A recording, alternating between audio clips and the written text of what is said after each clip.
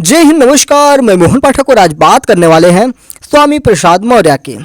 भले ही उनके नाम के साथ स्वामी लगा हो, लेकिन वो अंतर्यामी हैं और वो अपनी बयानों के लिए लगातार ट्रोल होते रहे हैं और मीडिया की सुर्खियां बटोरते रहते हैं। आपको पता है कि रामचरितमानस पर पहले भी इन्होंने टिप्पणी की थी और उसकी प्रतियां भी इनके समर्थकों द्वारा जलाई गई थी, लेकिन आजकल नया विवाद आया है। राम से इनका पेट नहीं भरा तो अब ये आ गए माता लक्ष्मी के पास। तो लक्ष्मी पर इन्होंने विवादित बयान देकर घिर गए हैं। ऐसा ये बार बार क्यों करते हैं? हमें तो लगता है कि मेन स्ट्रीम लाइन में बने रहने का इनका ये तरीका है, एक ट्रोल है। और घर में जाकर कान पकड़ के माँ लक्ष्मी से माफ़ी भी मांग लेते हैं कि मैया मुझको माफ़ कर दो, क्योंकि तुम ही पार कर रही हो मेरी नैया। तो मामला क्या है उस पर पूरा नज़र डालेंगे। तो अब फिर से मीडिया की सुर्खियों में छाए हुए हैं स्वामी प्रसाद मौर्य। स्वामी प्रसाद मौर्य ने क्या कहा है, अगर इस पर हम नज़र डालेंगे तो आपको पता चल जाएगा। स्वामी प्रसाद मौर्य कौन है? तो ये समाजवादी पार्टी के नेता हैं। पहले भारतीय जनता पार्टी में थे, उससे पहले बहुजन समाजवादी पार्टी में थे। तो उत्तर प्रदेश की समाजवादी पार्टी में ये इस समय हैं और इन्होंने कहा कि मैंने अकेले 4 भुजाओं की बात नहीं की थी, मैंने 8 भुजाओं, 10 भुजाओं, 1000 भुजाओं की भी बात कही थी। ऐसा कोई बच्चा देश में कभी पैदा नहीं हुआ। अगर ऐसा हुआ तो मैं उन्हें चुनौती देता हूं कि वो मुझे बताएं, मैं इसे स्वीकार करूंगा। यानी कि आप देखते होंगे कि देवी देवताओं के जो चित्र बने होते हैं, मूर्तियां बनी होती हैं, उसमें ढेर सारे भुजाएं होती हैं। इन्होंने कहा क्या था? इन्होंने कहा था कि अगर हम अपनी कल्पना के आधार पर किसी को 1000 भुजाओं वाला या 20 भुजाओं वाला या 10 भुजाओं वाला बना दें, कल्पना तो कल्पना ही है। मैंने वही कहा जो व्यावहारिक है, सत्य पर आधारित, वैज्ञानिक और सनातन भी है। मैंने सनातन धर्म के अनुसार बात की। मैंने कहा कि लोगों को अपनी पत्नी का सम्मान करना चाहिए, क्योंकि वह वास्तविक अर्थों में गृह लक्ष्मी होती है। स्वामी प्रसाद मौर्य ने कहा कि गृह लक्ष्मी होती है कौन? महिला। स्वामी ने इस पर और भी बातें कही। वास्तविक अर्थों में अगर हम इनकी बात जानें तो आपकी पत्नी आपके घर की लक्ष्मी है। जिस तरह से वह घर संभालती है, उसकी चिंता करती है और उसके रखरखाव और समृद्धि के लिए काम करती है, ऐसा कोई और नहीं करता। तो जब वह असली गृह लक्ष्मी है तो उसकी पूजा करने में आपत्ति क्यों होती है?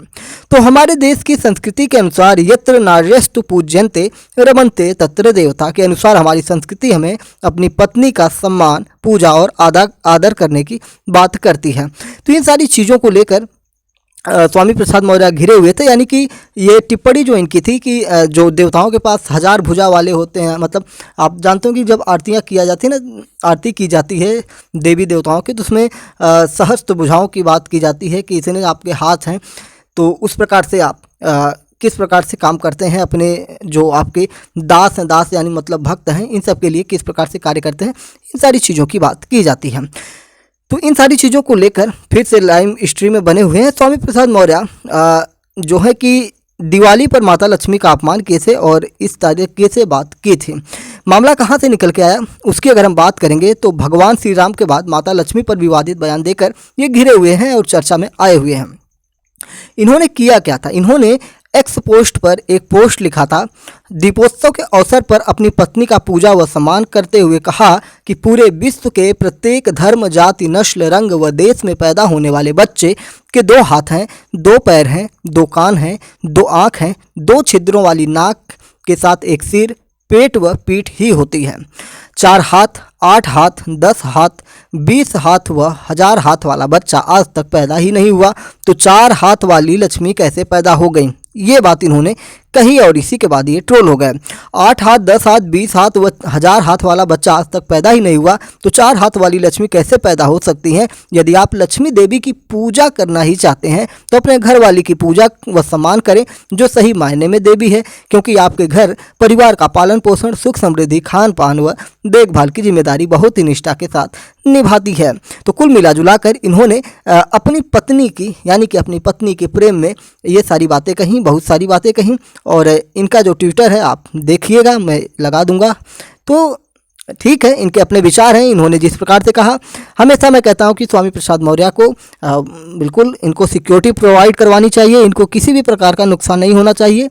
क्योंकि इससे पहले भी एक और इन्होंने बयान दिया था, उस पर अगर हम बात करेंगे तो इन्होंने जो कहा था उसको आप सुनिए। इन्होंने कहा था कि जो हिंदू धर्म है केवल धोखा है। इन्होंने कहा था कि ब्राह्मणवाद की जड़ें बहुत गहरी हैं, सारी विषमता का कारण भी ब्राह्मणवाद ही है। हिंदू नाम का कोई धर्म है ही नहीं, हिंदू धर्म केवल धोखा है। स्वामी प्रसाद के बयान को लेकर बहुत ज़्यादा उस समय बवाल मचा था। उस समय केशव प्रसाद मौर्य ने भी कुछ बातें कही थी।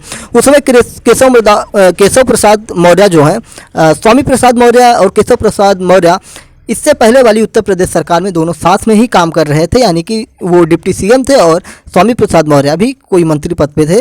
लेकिन अभी जो ये समाजवादी पार्टी में आ गए थे और फिर अब क्या है, डिप्टी सीएम तो अभी भी केशव प्रसाद मौर्य हैं। तो सपा मुखिया के जो श्री अखिलेश यादव हैं, ऐसा इन्होंने कहा। जो केशव प्रसाद मौर्य, इन्होंने टिप्पणी जो की थी, मैं इसको भी लगा दूंगा, आप देख लीजिएगा। सपा मुखिया श्री अखिलेश यादव के निर्देशों पर इनके नेताओं के जहरीले बयान ही सपा को बनाएंगे समाप्तवादी पार्टी, यानी कि समाजवादी पार्टी समाप्तवादी पार्टी हो जाएगी। सभी समस्याओं का समाधान प्रधानमंत्री श्री नरेंद्र मोदी जी के सबका साथ सबका विकास रूपी महामंत्र से होगा। तो ये पॉलिटिकल एजेंडा था, पॉलिटिकल मतलब बातें की गई थी। और स्वामी प्रसाद मौर्य ऐसे ही लगातार बयानबाजी करते रहते हैं, मस्त अपनी दुनिया में खोए हैं। इनको सिर्फ मीडिया कवरेज चाहिए। और आपको बता दें कि इनके ऊपर हमला भी हुआ था, एक डिबेट शो के दौरान लखनऊ में ही इनके ऊपर हमला हो गया था। उसके बाद ये काफ़ी चिंतित थे, डर रहे थे कि इनको कहीं कुछ गलत ना हो जाए इनके साथ, ये सारी चीज़ें हुई थी।